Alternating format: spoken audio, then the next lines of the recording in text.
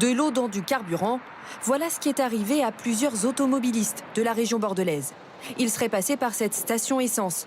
Pourtant, ce matin, rien n'indiquait de possible dysfonctionnement. Vous le saviez? Ah non, pas du tout. Sinon, je serais pas en train de faire mon plein. Et là, ça vous inquiète pas ce que je vous dis? Un petit peu, oui. On est sur la route des vacances, donc j'aimerais pas que ça m'arrive tout de suite. 3 stations de cette même enseigne seraient concernées dans un rayon de 15 km. Toutes seraient fournies par le même dépôt d'hydrocarbures à Ambès.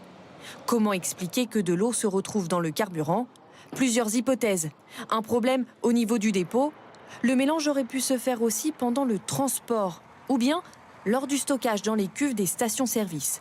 Qui est responsable? Pour le moment, chacun se renvoie la balle. Du côté des dépôts, une problématique de dépôt, ça voudrait dire que toutes les stations sont susceptibles d'avoir cette problématique-là. À mon avis, il y a une problématique peut-être dans les cuves Leclerc. ce n'est pas l'avis d'une compagnie pétrolière. Bizarre que ça vienne du transporteur ou des stations, donc plutôt le dépôt. Contactée, l'enseigne n'a pas souhaité nous répondre, mais elle vient de communiquer sur les réseaux sociaux. Un nouveau contrôle des cuves a eu lieu ce matin, ne révélant aucune présence d'eau. Les investigations se poursuivent dans les 3 stations concernées. Pour les automobilistes, les dommages sur leurs véhicules s'élèvent parfois à plusieurs milliers d'euros.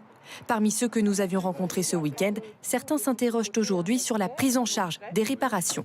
La seule réponse qu'on a eue de Leclerc, c'était samedi matin pour nous dire que nos réclamations étaient bien prises en compte et qu'il fallait attendre la suite. Des dédommagements pourraient être versés, mais par qui? Si ça se passe au niveau de la cuve, qui est normalement la propriété du grand magasin, ça doit être son assurance qui prenne en charge. Si par hasard il est prouvé que c'était une erreur à la livraison, c'est la société de livraison qui devra faire marcher son assurance. Si vous êtes concerné, vous pouvez d'ores et déjà remplir un formulaire de réclamation auprès de l'enseigne.